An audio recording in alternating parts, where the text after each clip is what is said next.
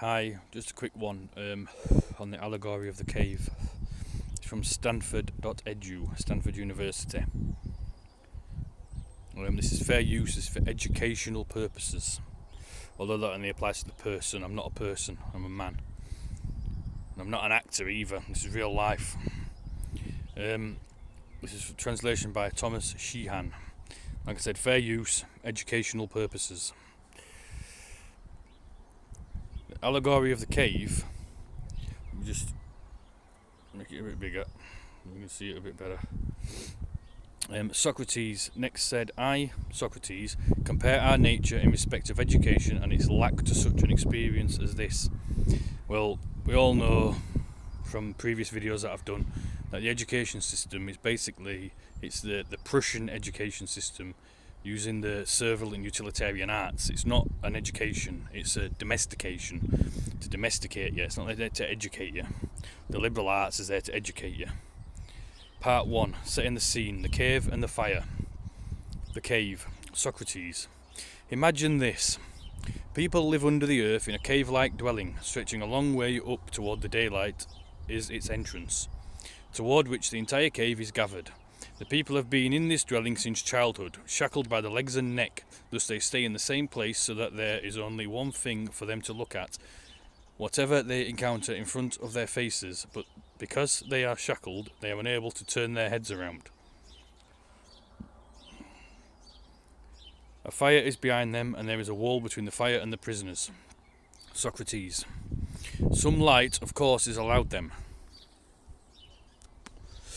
namely from a fire that casts its glow toward them, from behind them, being above and at some distance between the fire and those who are shackled, i.e. behind their backs.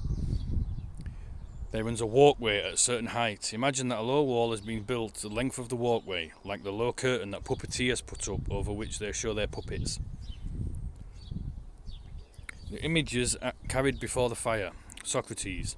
So now imagine that all along this low wall people are carrying all sorts of things that reach up higher than the wall, statues and other carvings,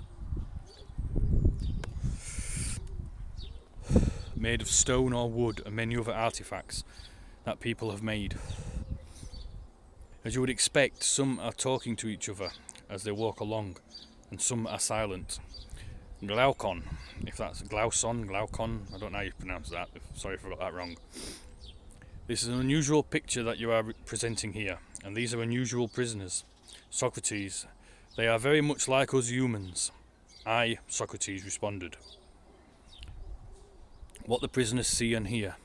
Socrates, what do you think? From the beginning, people like this have never managed, whether on their own or with the help by others, to see anything besides the shadows that are continually projected on the wall opposite them by the glow of the fire. So that's a TV, yeah? Like I said at the beginning, the lack of education, because the education system is not there for your benefit. The education system is also the shadows on the wall. How could it be otherwise, since they are forced to keep their heads immobile for their entire lives? Socrates. And what do they see of the things that are being carried along behind them? Do they not see simply these, namely the shadows? Glaucon, or glauson. Certainly. Socrates. Now, if they were able to see something about what they saw, to say something about what they saw, and to talk it over, do you not think that they would regard that which they saw on the wall as beings? Glaucon. They would have to. Socrates. And now what if this prison also had an echo reverberating off the wall in front of them, the one that they always and only look at? Whenever one of the people walking behind those in chains and carrying the things would make a sound, do you think the prisoners would imagine that the speaker were anyone other than the shadow passing in front of them? Glaucon. Nothing else, by Zeus. Socrates. All in all, I responded, those who were chained would consider nothing besides the shadows of the artifacts as the unhidden. That would absolutely have to be, said Glaucon. And then we're going to go part 2 in the next video. 3 stages of liberation. freedom stage 1, the next video. Okay, thank you, goodbye.